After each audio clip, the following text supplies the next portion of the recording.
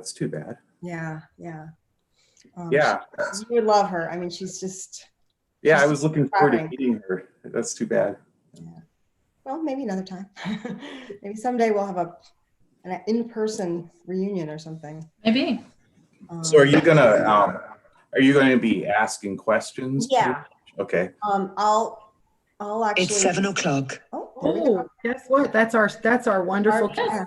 I was going to ask you though, Mary, if I wanted to try to stream a video, could I? How do I do it? Right now we're live streaming this on YouTube. I'm not sure if we can do a screen share, but I can certainly make the effort. Well, I have it here. I just wanted to see if we could that 2-minute promo would play. Sure, if you want to run that, we certainly can. I just wanted to welcome our attendees tonight. Thanks for joining American Dignity. Sorry. Oh, that's okay. I just want to all the attendees know that if you guys have any questions this evening, you're welcome to either send those by email to me, which I do have one question that was asked in advance. And then any other questions can be put into the Q&A directly to Melissa or the panel, and we will refer to those as we can. I'd like to just introduce our fine director and writer below, Melissa Jo Peltier. On the other side, we have the wonderful married couple, Ron and Cindy Hawthorne of Detroit, Michigan. Oh.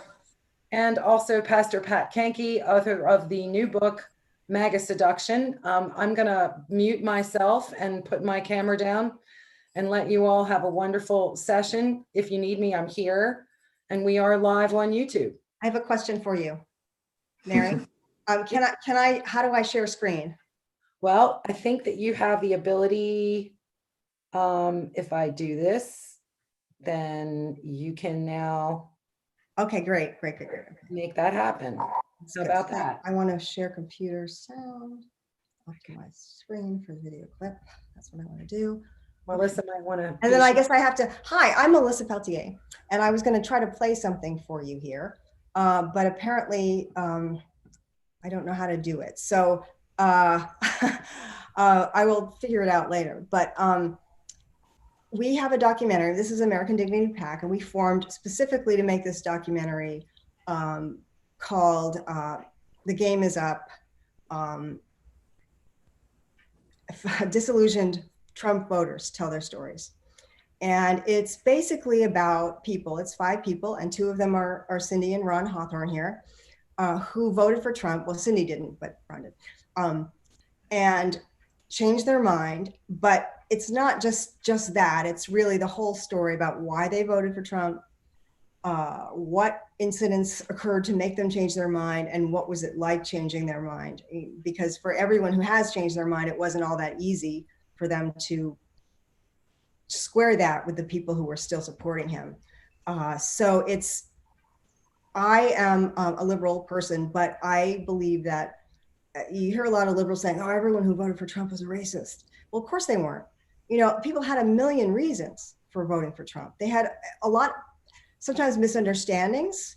Sometimes they might have had a vision of him that they stuck in their mind. That Still on. believed. And so that's why I wanted to tell these people's stories, because they're all people that you would really identify with. And I really think that people who are soft Trumpers or undecided, or somebody who doesn't like Trump but feels like they have to vote Republican, I feel like they will be touched by these stories, because everyone in our documentary had some sort of a real crisis to come to this place. And it was serious for them, and they all are incredibly articulate and explain it beautifully. So I'm going to introduce you our panelists. First, we have Ron and Cindy Hawthorne, who are from Detroit. Hi. How you doing? And Cindy's a lifelong Christian, born and raised. And Ron, really, how many years now? About 3 years you've been saved? What happened? They left. Oh, there you are. Hi, sorry, we're having some internet issues here. Oh, shoot. Well, I was asking Ron, you've been saved about 3 years, you said? Yeah, 4 years. 4 years, okay. So if they come from a little bit of a different perspective. Mhm. They are superly happily married newlyweds. And I think, they're going to discuss a lot, I think probably about how their different backgrounds have actually helped them in their faith, as well as just becoming more fully fledged people. So Pastor Pat Kanke is on the upper left. And Pat was for 20 years a pastor in Minnesota. You can tell me a little bit about your pastorship if you like. Oh, you're muted. I got it. Yeah, so my wife and I started a church in a neighborhood called Frogtown in sort of inner city St. Paul, Minnesota. I was a pastor for 20 years, evangelical pastor. Before that, I was super involved in the pro-life movement. So I went into ministry. I helped start a church at the University of Minnesota. Then from there, we planted the church in Frogtown. And Frogtown is like an immigrant neighborhood.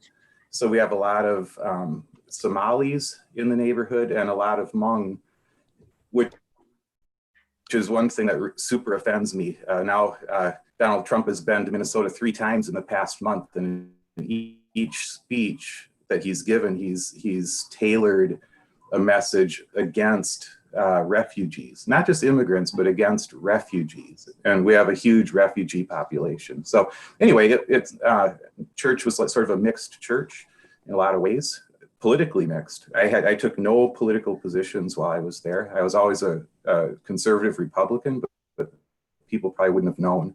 So yeah, and then I retired in 2016, just in time to tap back into politics for the election. So yeah. And your book, tell us about your book. Oh, the book is called, I happen to have it here. The book is called Mega Seduction, Resisting the Debasement of the Christian Conscience. And I released it 3 weeks ago, and it's been doing phenomenally. Which is really gratifying to see. I've been getting 5 to 10 messages per day from across the country from people who've been reading it. And the things that I keep hearing are, I thought I was alone. Oftentimes people were I got an email a couple days ago from a couple who were asked to leave their Bible study at their church because they don't support Donald Trump. And wow. People who literally have no friends who aren't Trump supporters, and where they just but they look at him and just aren't comfortable. And I do want to say right now, obviously, I wish the best for him and Melania being sick too. I mean, this is I don't want to be trashing on him, but I don't trash on him in the book either. I'm very critical of him, but I'm very careful in the book to talk about as a pro-life person. The reason I'm pro-life is because I see the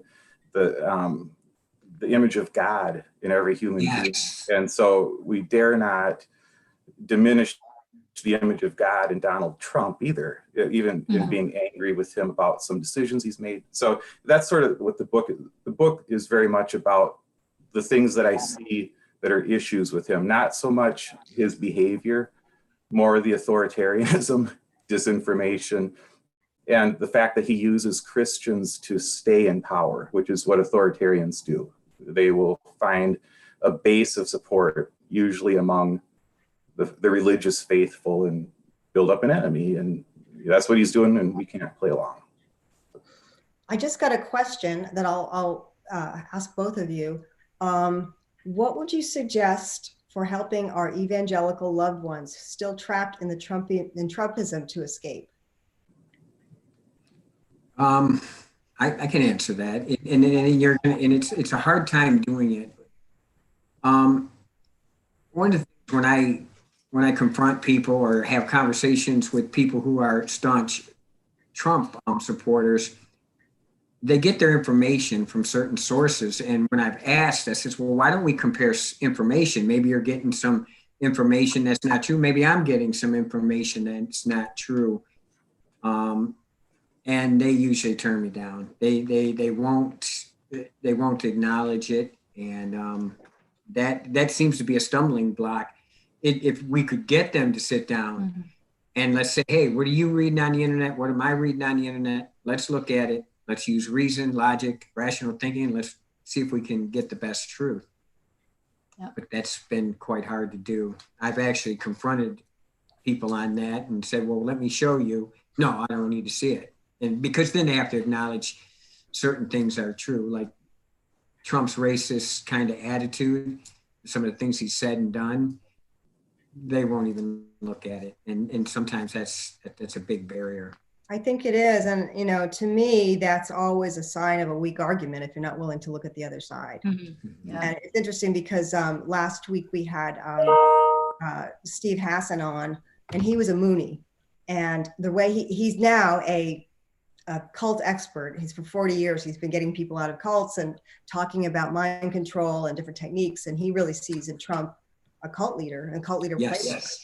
But he, the way his family got him out of the Moonies, I mean, he was a serious Mooney. He was a top level Mooney.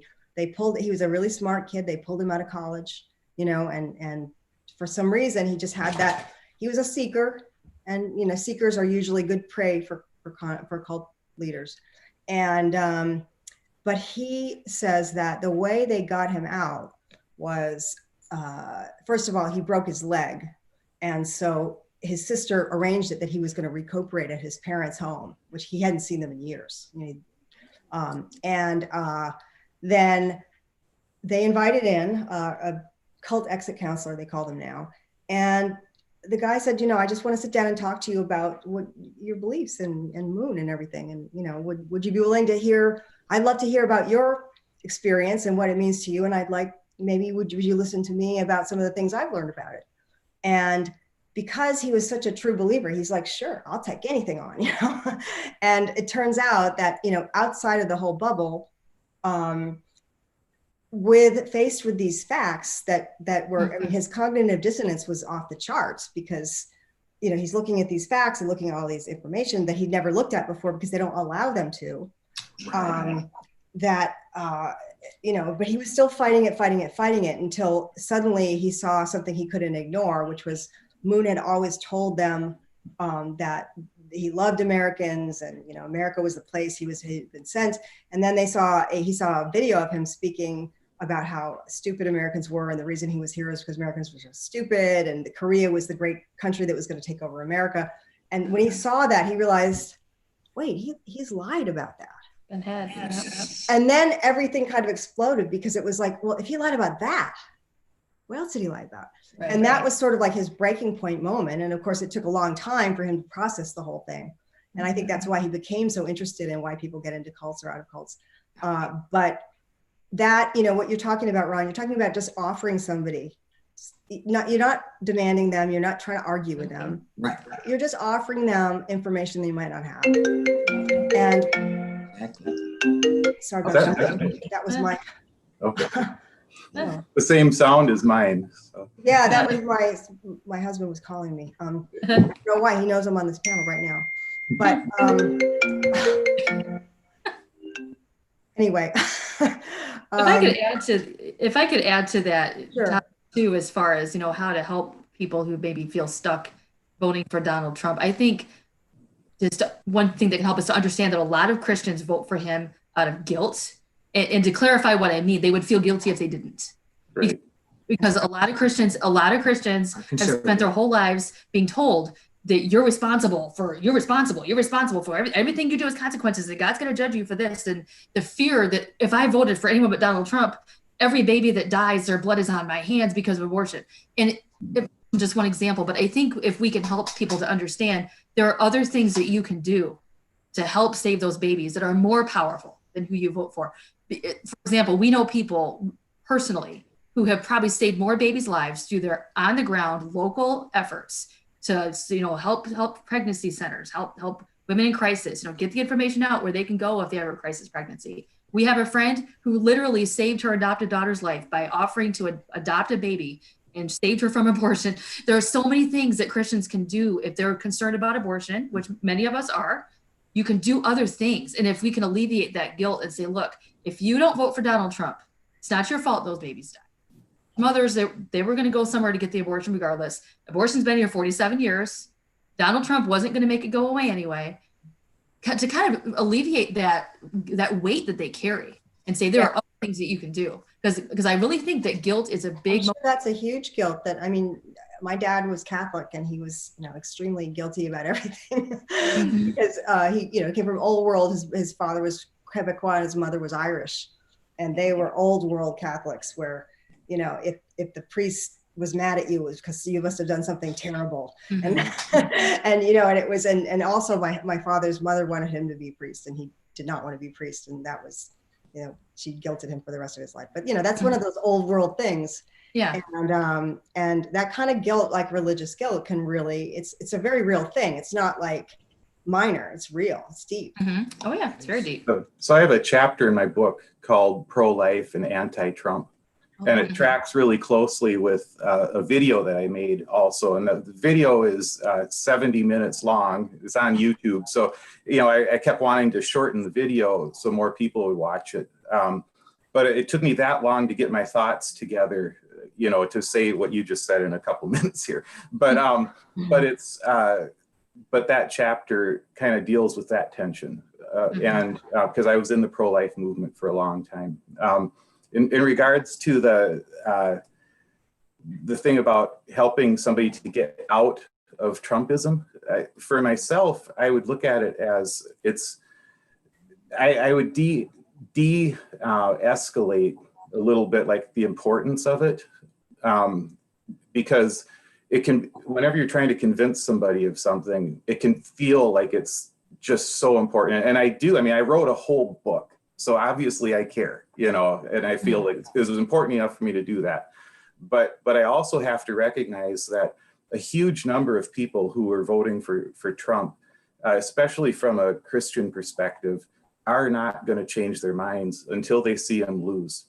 Because there's a lot of beliefs out there that you're just not going to come against. There are people who believe that, they've come to believe that he's a King Cyrus figure who is, like God is using him, this ungodly man to bring about these things. And that's not something you can argue against. You can say, there is an argument against it, obviously, but you're not going to talk somebody out of that. They need to see him lose, because then over time, the sense of like just desperation that they have, that the fear of what's going to happen once he's, and all of that stuff, once it's not so personal, then I think over time a person can start to see some of the other things about him, if that makes sense. It does. Yeah, I think that one of the things you mentioned about pro-life was, and I come at this from the other aspect of it, but statistics show that women will get abortions no matter what. Throughout history, some of the countries where it's illegal and where it doesn't even exist, women are dying in droves because they will find a stick or they'll find something, because usually they have some situation that in their own head, it's like someone who wants to commit suicide. They believe that they believe it may be real, may not be, but these women in like African countries where they have no say over whether or not they have sex, they have no agency over that. They have no birth control. They have as many kids as they have, and they're having trouble feeding all of them. They can be very desperate. And I think, any woman in the United States can have a myriad of reasons that she's going to have an abortion. So a law against it's not going to stop it. Right. You mentioned something about hearts and minds. And I think, from the point of view I come from, which is a little more of a liberal education point of view, I think, educating women is really important, because women need to know they have agency. They don't have to say yes when they're 16 years old. They don't have to, they can understand the consequences, and they can feel like there's more in the world for them than just being a mother at 16 and getting married at 18, because that's what your family culture, whatever, does. And I think that's a part of it too, because my feeling is to stop abortions, you have to prevent them. And I think a lot of preventing them, it's not just saying, abstinence only, it's teaching you from the inside to want to say, you know what, I'm going to wait, or you know what, let's just kiss, or something like that. I mean, I think that that's a really important aspect of it. But that obviously doesn't feed into your point of view. But I think they need to come together. Like, you need to have people helping people, like women who might be on the fence about it, and giving them another option. I think a lot of women probably, if they knew they had childcare and some backup, some social safety net, would have children. Right. I mean, like if a single mother really wanted to have a kid, but just knows she can't handle it. And here's the thing, from a biblical perspective, what Christians are called to do in this world, we are not called to be lawmakers in this world. Jesus never said to Christians, go into all the world and change all the laws. What we're supposed to do is we're supposed to reach people's hearts with the gospel of Jesus. And when Christians do that, I mean, God told us we're supposed to care for the fatherless. You know what? That pregnant woman who doesn't have a man in her life and she's panicking, it's a fatherless child. If we as Christians would focus more on caring for those people, not that we do some, but I think we could do better. And if we focus more on caring for those people, that's what God called us to do. Reach them with the gospel, reach their hearts, like you said. We could end more abortions than we're ever going to end by trying to change laws. Yeah, and that's the main point of like the chapter that I make. I laid out in the chapter, I do talk about the sanctity of life, why I believe in that, what it means to me. But what I'm saying is, like you mentioned, the 47 years that it's been since Roe v. Wade, and I'm just talking about how this is not going to change through laws. Ultimately, I mean, the Supreme Court, even if that changes, state people want the right to an abortion under certain, it's like the only way that will ever change is through hearts and minds changing, and in a big way. And I just have to recognize that's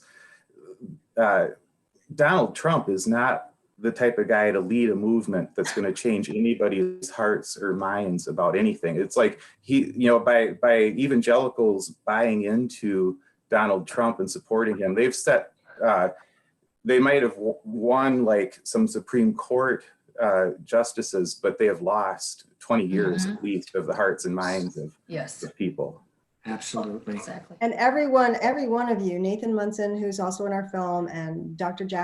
Reverend Jackie Lewis, and you, and both of you have all touched on the fact that instead of Christians being more powerful, even though they have a person who's in the White House who's powerful, they're really not, because the world sees them as hypocrites, really. Right.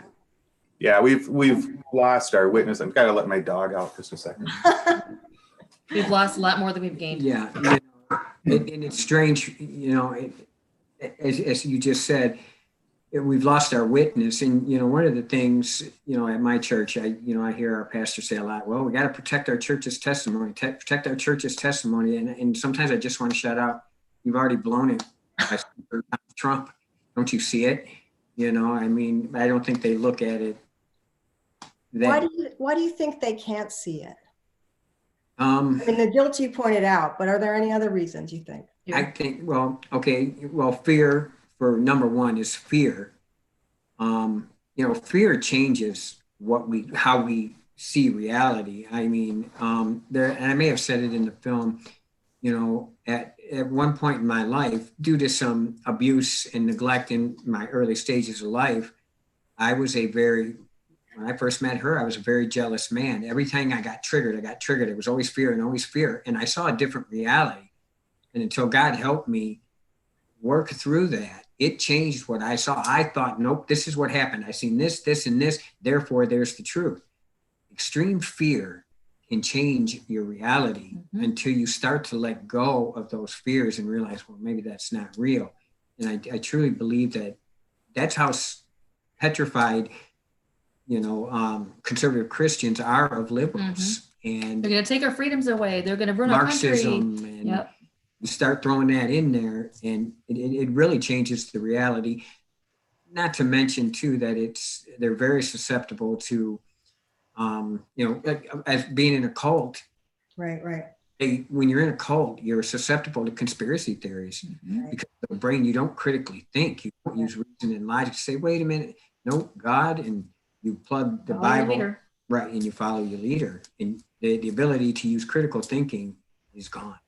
And the problem with that is, I mean, I think people obviously want to look up to somebody and have, I mean, not everybody's born a leader. A lot of people are born followers. That's normal. But I think it's more like when you're 100% in that mindset, you're giving bad people power to mess with. Yeah. And I think it's important to distinguish, between like most of my friends who are Trump voters and are Christians. I wouldn't say that they fall into some sort of like cult-like mentality. They have reasons that have to do with abortion and stuff like that, but it's more that they choose not to look at certain things, and they do, I would say, have a fear of liberals or a dislike of liberals, or, that sort of thing. But then there's a whole other group. And so those people, the ones I just mentioned, are the ones that I wrote the book for. I think there are a lot of them who actually will listen to an argument and agree or disagree. And I've had people who've written to me and said, well, you changed my mind. Like, that's really cool, but then there's a whole other set, and they're the ones that I mean that they have to see Trump lose. And it's the ones who use really either weird biblical interpretations like that King Cyrus thing, Yes. or prophecy. When they start getting into prophecy, and there's all these guys like who will write these books, these prophetic books, and show that Donald Trump is the anointed one of God. And so I was talking with a woman about that last night online, who was asking me about that stuff. And I said, basically, it's always dangerous as a Christian to get away from the simple truth of Scripture. I said, if you have to resort to the King Cyrus thing, what you're saying is God is doing something good behind something that's just obviously evil, but he's got a different plan than that. And it's like, if you're doing that, or if you have to resort to prophecies that say the same thing, except you're in this weird prophetic realm that's not something you can actually tie to something scriptural. If you're doing that, it's dangerous, because once you allow that to happen in your head, you will allow anything. Right. You'll allow any evil that a leader does, as long as you think that he's on your team. And it's just horrible, and it has to but you can't convince somebody of that until they see him lose, and until they're not as emotionally invested in this person, and then try to do some so my next book will be trying to do some work after he loses, and hopefully if he wins, I'll be in a camp and I'll have plenty of time to write then. But I'm sorry. I get it. I shouldn't make jokes, but I know I've made jokes like that too, and I shouldn't. It's like, that's my fear. That's my fear.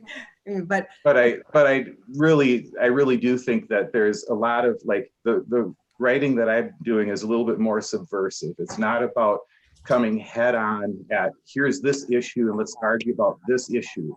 Let me show you all these facts. Instead, it's more subversive in the sense that I'm talking about the things underneath. So you brought up fear, that's a huge one, anger, that sort of thing, a propensity to believe the unbelievable, the hoax kind of. I have a chapter called Hoax, about disinformation. And so it's getting more at those things. And and I don't think it's going to convince that true believer right now, but I think you're right.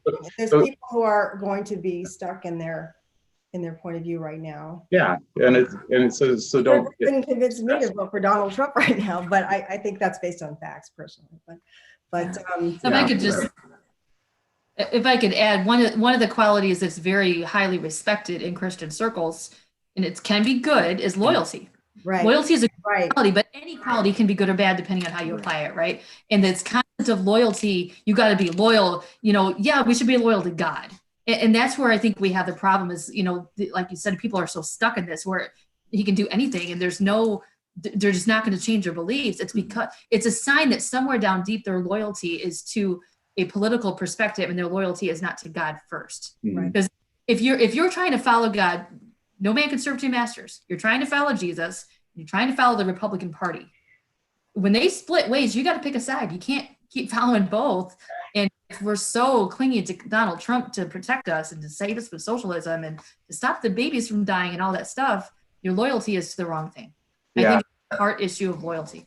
Yeah, and I would say one of the themes of what I've been talking about a lot is I just reject Christian nationalism. I just reject the idea that we're supposed to bring in the kingdom of God through political means. I think that Christianity started as a group of a few people who were oppressed, and Christianity has thrived, like real faith has thrived when people are not pulling the levers of power. And I think it's never gone well for Christians ultimately when we try to pull all the levers of power in society and make people conform to, like, think about the sexual issues that people argue about, Catholic Church too. What's that? With the Catholic Church, that was right. And that was a religion having so much power, they really destroyed a lot of lives. Right. And so like with the sexual issues, that Christians argue about a lot, it's like, for one thing, Christians by and large don't even live by their own sexual, mores. But if you believe that it's a better way, then live by it. But don't try to force that onto other people, and don't fear people who don't live by that. If you think it's a better way, live by it and just be a Christian. And that's the way Christians have been throughout history for the most part. They haven't gotten to try to, but when they have tried to tell people how to live, it hasn't gone well. Yeah, and it reminds me of when Jesus said, he said, I didn't come to abolish the law, but to fulfill the law. Mm-hmm. He's not coming to make more laws. He came to fulfill it, and we live it through him, through his love, and our perspective should be out that way so that we don't try to slam our way on other people. Like, you can't do that. That's not what we were told to do. You had a really good answer to me, Ron. Sorry. When in the interview, you mentioned something about, it might have been you actually. It was one of you, or maybe both of you talking at the same time. But this is not supposed to be the kingdom of people to run. It's not, it's supposed to be. One of the things that I know many of the people like Pompeo and Barr want to push in terms of theology is, it's our job, because we're the religious ones and we know better than everyone else. It's our job to make everybody moral. Right. It's not gonna work. And that was never in the Bible, ever. No. Kings wrote no. Right. I just want to interrupt briefly because we do have a couple of questions. Oh, sure. I didn't see them. Sorry. I'm blind. There was a question from one of our attendees. If Trump loses the election, what do you feel will still need to be done to help his supporters heal and move forward in a successful way? That's a very good question. I think that one of the solutions is kind of wrapped up in stuff we've talked about already, is just to remind Christians what we're here for. That we as Christians are supposed to be living. I heard Ron telling someone this a couple hours ago. We as Christians are supposed to be living with eternity in mind. And there's no eternal value in fighting for laws on this earth. And I think Christians, maybe that will force them to have to get back to our original roots as Christians, which is to spread the gospel of Jesus Christ, to glorify God through our personal lives, to hate our own sin, but not to hate everyone else's. We talked about that yesterday. As Christians, we're taught to hate sin. We're not supposed to hate the sin of our neighbor. We're supposed to hate it when we sin. I'm supposed to hate it when I do wrong. I'm not supposed to hate it when everyone else does. Right. Maybe that would force Christians to kind of reevaluate what we're here for. Did you want to? The Beatitudes. Yeah. Get back into the Beatitudes. Exactly. It's I always wonder where that went. And Reverend Jackie Lewis said that too. She said, Jesus boiled down the Hebrew scriptures into two things, love God with all our heart and soul and mind, and love thy neighbor as thyself. That's it. Nice and clean. And why are we so And I would just add to that I agree with you guys. And I would add that there needs to be I know that there are evangelical, Democrats and they can put a good case forward. I think there needs to be more of that, more of a case that's put forward by evangelicals who definitely can relate to the concerns that people have, that like a Trump supporter might have. But you can relate to the concerns, but talk about how it doesn't have to be done this way. It doesn't have to look like this, because right now it's almost within the white evangelical church. I mean, it's almost monolithic. Like it's almost like if you just say I'm this, then therefore I must believe this politically. Yes. And so there's has to be better cases made, a better case of like, because I just think it's wrong. So if it's wrong, then we just need people out in the marketplace of ideas explaining why that's not what Christianity is about. Oh, somebody's asking, will all of these folks voting, will they all vote for Biden or third party? I'm voting for Biden. I am undecided who I will vote for. I just know it will not be Donald Trump. Okay. I'm voting for Biden. Yeah, I'm voting for Biden. In 2016, I voted third party because I had just come out of 20 years of ministry where I wasn't paying attention to the news. And I went into ministry as a solid conservative Republican, right in the height of the Clinton impeachment. That's when I started ministry, and I stopped following the news, didn't think about it really again until I came out. So I couldn't vote for Hillary. Now I regret it though, like people have asked, and I regret that I didn't vote for Hillary, even though she won Minnesota. I think I wish I would have studied it more. So, yeah. Yeah, I'm curious about when you guys say that people are so afraid of liberals. I mean, did they just not know any? That's very much the case. Yeah. They believe what they see on the news. Yeah. Mhm. And they've been News. raised that way. Yeah. When you remember, we come from a fundamentalist church, IFB church, Right. is very obedience rules based. And it started back in the 1920s.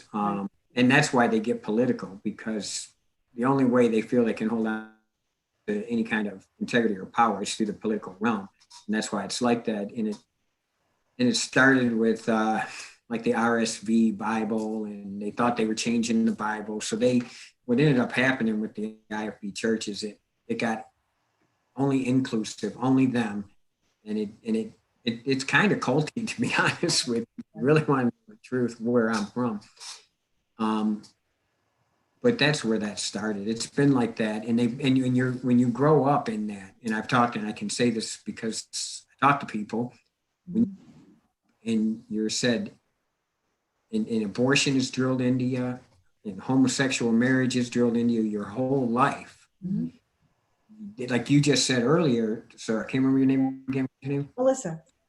Pat. Pat. Like you said, you're either this or you're that. Mm-hmm. So, like let's take, and I'll give you a great example right here. I know some people in my circles who will not watch the NBA or the NFL because of the Black Lives Matter movement. Wow. So therefore, because they put the names on the helmets, I can't even watch football now because that's Black Lives Matter, which is attached to Marxism. Therefore, it's all bad. Mm-hmm. Putting people in a box. Put it in a box. How is it attached to Marxism though?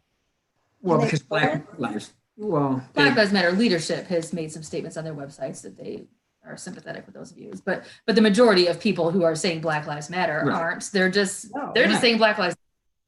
And if I could add too about the fear, where the fear comes from. I've been raised in this culture my whole life, and I didn't grow up fearful, but I can see where it comes from. I remember in the 80s during the Cold War, when I was a child, I remember being taught in Sunday school, be thankful we have our freedoms because there are countries like Russia where you can't go to church and, Right. your parents get in trouble and all that. And we were raised to be thankful that America isn't like that.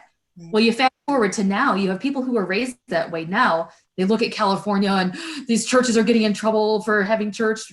It's because of COVID. It's not because liberals are trying to shut you down. Fear builds that they hear these horror stories.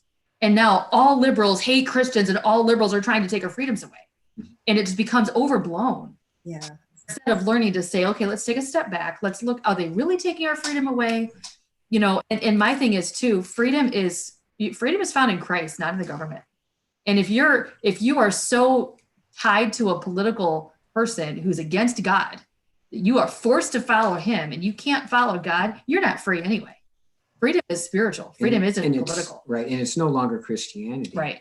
It just isn't. It's So like along those lines, I have some really intelligent friends. There's two in particular that I'm thinking of who are out at Berkeley, doing ministry out at Berkeley, and they're a couple in their 70s, and they're seeing like the most like left wing, they're at Berkeley, and right. and they're extrapolating that out to just what if the most extreme people that we run into at Berkeley become everyone, Right. and so they're doing this writing on the internet a lot. Berkeley's always been like that. Yeah, and it's like, And, it's like that you need that. You they need haven't taken over the world yet. right. You need Right. people to And experiment. also, a lot of kids a lot of people in college. I mean, I was extremely politically inclined in college, and I had a very black and white view of how, no, I mean, I can understand now, you hear people like Bernie Sanders, people saying, I will never vote for Joe Biden because he's not giving us Medicare for all. And, my argument is, well, you're not going to get it from Trump. Right. You may not get it ever. Right. But it's sort of that, all or nothing. I'm a purist. And I was like that, I think probably till my mid-20s, maybe, when I was out in the working world. I realized, you really have to learn to compromise. You have to. And compromise makes more people better. It does. Right. Because, Right. And that's the thing, when Republicans and Democrats fight, they end up having some sort of a compromise. People get from both sides get angry about the compromise. But the truth is that's going to help more people. Right. And, where I think Mitch McConnell sort of brought in the scorched earth, like we will never compromise. No. Right. Right. And that has gotten us nowhere really. Nothing much is Polarized. So what I had to tell my friends, who are out at Berkeley, I had to confront them online, a few times now the last couple of weeks. Normally I don't confront people on Facebook because it's, I know. But because they have a lot of people who pay attention to them, because they're doing this Marxist thing that you were mentioning, where they talk about, basically these are people who are saying all Democrats are godless, Marxists. Yes. They hate the Bible. They hate America. But these are super smart people, and so like the one guy will do these long posts, and he writes like a professor. I mean, that's the way he thinks. Sure. But what I've had to tell him is, you are far more dangerous than just the normal Yes. person of any political stripe, because Yes. what you're doing is you are providing an intellectual argument that will be used by a smarter Donald Trump. The next Donald Trump that comes along is going to be a hell of a lot smarter than this one, and that person will use these arguments, and we will have fascism. Because they're seeing all the themes, and it's going to be the Christians who support this. Right. This, and it's like, so these arguments have to be confronted, and for people to just do this like lazy sort of all liberals or this or all black, it's like I don't it's think dangerous. anybody is anything. I mean, Exactly. Right. I'm looking at my dog right now, and her little brother's coming tomorrow, who's very different from her, and I'm just thinking, no two dogs are alike. Right. I mean, we're, people, that's what makes the world work. I mean, if we were all alike, who knows? I mean, it would be really boring. But I don't think we'd have the inventions we have, and the art that we have, and the literature we have, and No, we wouldn't. the imagination. No, And they would. and that's, I mean, First thought. and I don't think, first of all, I think a lot of people who talk about, not your friend, but a lot of people who talk about Marxism don't even know what it is. Yeah. Right. Right. Exactly. Define it. It's Marxism. It's Black Lives Matter. It's AOC. Bad. It's scary. Right. They can't really find a place to define it. But I mean, there's the American Communist Party and all that kind of thing. But that's not your mainstream Right. Democrat at No, all. that's not Joe Biden. That's not your average Democrat. No, Right. no, it's so not Joe Biden. I mean, that's why Right. the Bernie type people don't, like him. But even Bernie wasn't that crazy Right. far left. No. I mean, he didn't want the state to seize the means of production, which is socialism. I mean, he wanted, he wanted to have more equal Right. income kind of thing. And I remember when my stepdaughter was in college during Operation Wall Street, and they were having, was it Occupy Wall Street? Sorry. Occupy. Yeah. Yeah. I was part of that. Were you? Yeah. Where? In Minnesota?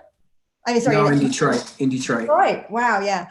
Well, I guess there were some people at her school who were doing, I was curious. I said, well, do you know anybody who's in it?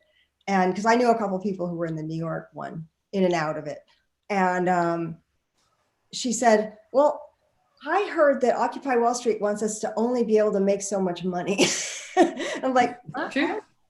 I don't think they got there. I don't think they even got that far in their plan.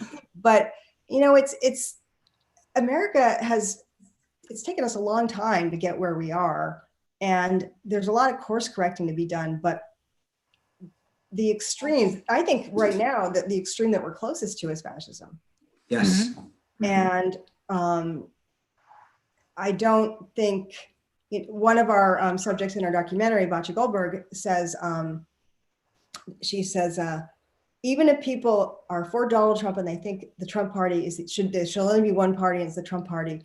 She said they had never lived in a dictatorship. They don't know what it's like. They really don't want that, even though they don't know Right. it. And I don't think any Americans want that because it's so foreign to everything we've been taught our whole lives the country's about. Well, this is why I wrote my book. I mean, really, from going beyond just like not caring for Donald Trump, I wouldn't write a book about that. It's a danger that he himself is not the danger. The danger is the Christian mindset certain Christians have that we need to bring in the kingdom through political means, and then we're being used by these people. So the way that I put it in one chapter is that because I had to study fascism quite a bit for the book, just to write it, because I did a chapter about it. And the thing that makes Donald Trump is obviously he's got authoritarian tendencies, but the thing that pushed him over into me believing this guy is a fascist was when he went and he held that Bible up after clearing out, So when he did that, what it showed me is he now understands the power of the Christian movement to give him, when he did such a blatant thing that he understood that we're the ones who are giving him a righteous cause. And that is what will make him a fascist, is the righteous cause will excuse any sorts of That's right. And will always justify the means. Right. I'm on a mission from God, and I've been given permission to use any means possible. right. And I'll say it again, like my next book, if I write one, I'm deciding between a couple things, but one of them is basically to study the question of what if Donald Trump had been smart? We would be in a lot of trouble. If we weren't so self-sabotaging, because Christians have been very naive about the way that we're being used to keep this clown in office. I shouldn't call him a clown when he's in the hospital, but I want to say, whatever you call him, he is not he's not organized enough to pull it off. He self-sabotages. So I'll try to be kinder in how I say it. But a person who's smarter than that and knows which buttons to push, we're not equipped to stop someone like that right now. If 40% of the country automatically supports him, and he's just got to get another 10%, we're not equipped to stop someone like that. So Christians have to get smarter. Yeah, that's an excellent point. And I've thought that same thing many times, is because of his extreme narcissism and his inability to be quiet, he's smart. And that's imagine a smarter one. I have had that exact thought, because of smart one, keep his mouth shut. And Right. everybody what his real plan is. Mhm. He's pretty much throwing it out there that this is what I'm doing. Right. Right. Here's a very provocative one. My pastor supports Trump because of the abortion issue and what Trump has done for Israel. I have found very few redeeming qualities about Israel's options, please. We've already asked that one, actually. Okay, the Israel thing, that's what they told me when I asked my pastor. I struggled with voting for Donald Trump the first time, and they brought that Israel thing up. There are pastors and in some, they believe that Israel is, that we're supposed to support Israel. And if we support Israel, we'll be blessed. You know the verse by heart, don't you? Not by heart, but it's It's- the Abrahamic covenant where God promised Abraham, I'll bless Mhm. them that bless you and curse them that curse you. It's in Genesis. Now, not everybody believes that. And I've questioned that too, because I say to myself, man, what they're doing to the Palestinians and all this, why, we listened to a great talk the other day, great discussion on it. And one of the things that stuck out to us was that God said, God's covenant was always, and that his blessings on Israel was always conditional upon their obedience. So do we really as a nation, while they're being so disobedient with what they're doing over there, are we really obligated to support them? I'm not so sure we are. Yeah. And I would just, I agree. And this, we're talking about like political Israel, Yes. too, and it's like, so all I would say without taking a position, I haven't studied Israel that much. It's not, it's not an area of expertise for me, but just on a very simple level, people who are conservative Republicans right now have a corner on the market for patriotism in America. To support Donald Trump is to support America, so then it's like, and then you take that and you extrapolate that out to Israel, so to support the current regime in Israel is to support Israel. It's like, well, actually, I think that's kind of naive. I think it's one thing to care about the country of Israel, care about the people Sure. of Israel. Well, the idea of Israel. Yeah. The idea and the philosophy of the homeland and the Right. whole place. That's one thing to support that, but does that mean you have to support every person, whoever is in power there? Right, exactly. And that's my point. I just think it's naive to just say that this certain policy towards Israel is what Christians should believe. It's like, that strikes me as ludicrous, because then who gets to decide that for me? Anyway, I say that without being an expert on it, but I just think every other issue I've ever studied in my life has been complex. I have a feeling Israel is too. Yeah. And you know what that reminds me of too? It's that loyalty thing again. We have to be loyal to Donald Trump because we're Republicans. That's what Christians do. It's that same mentality. No matter what Israel does, we have to be loyal because they're God's people and we have to be loyal. But loyalty does not mean necessarily that you have to condone or always take the side of someone, because like in that discussion we listened to, I forget who it was that pointed out that when Israel sinned, God judged them too. And so we have to just condone everything Israel does. God didn't condone everything Israel.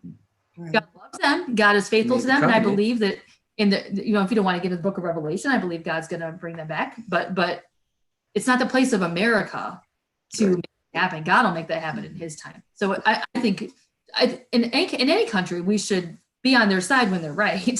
But say, well, we have to vote for a tyrant. We have to vote for a tyrant to run America just because that tyrant claims to be on the side of Israel. That's a bit of a stretch. Right. Yeah. He claims to be on the side of evangelical Christians too, and Which he's not. As one, I'm like, no. So. Yeah.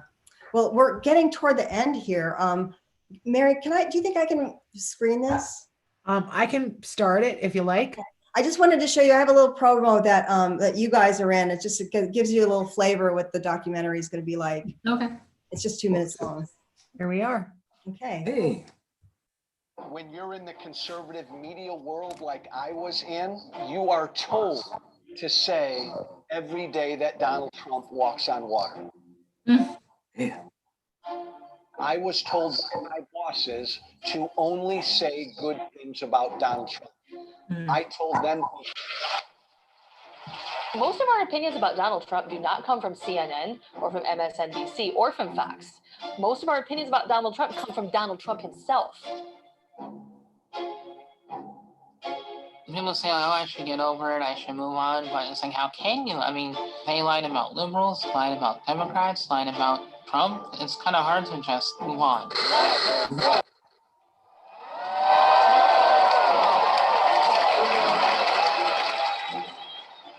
I threw up the red flag, I threw up the white flag, I threw up whatever I could throw up as a warning that this was bad agricultural policy and it was going to hurt us for a long time. I was reading the Bible and reading some scripture, and in the Bible, and some verses jumped out at me, and I had to repent for that. I said, God, I am sorry for voting for him. What does Jesus say? Love God with everything you have and love your neighbor as yourself. Where is that love God, love neighbor, love self? That's the kingdom of God. And what we're living with right now is Christianity that is about empire, not kingdom. Yes. Yes. This is not a political issue. This virus does not care. It doesn't care the color of your skin. It doesn't care about the God to whom you pray. It infects, it spreads like wildfire, and it can kill you. Game over.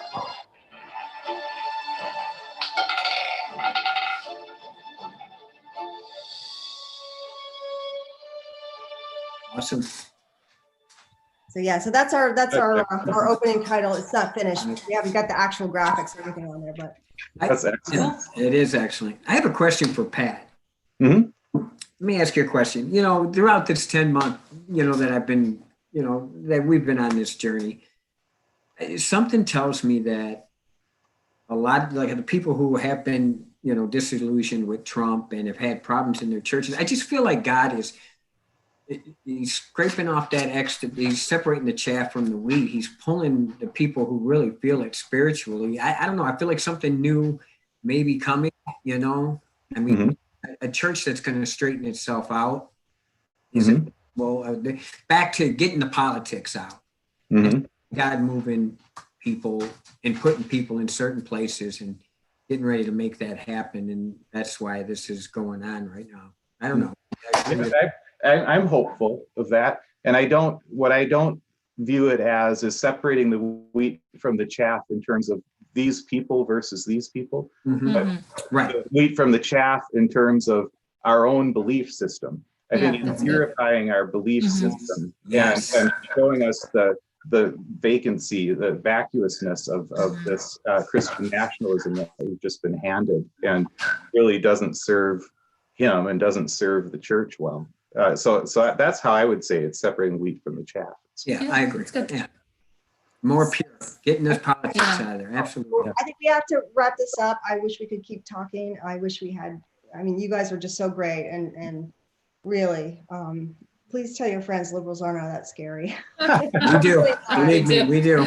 We're really not. I pastored a church that was half Democrats and that, for 20 years and that kind of. But that's why you need to get politics out of church. Right, exactly.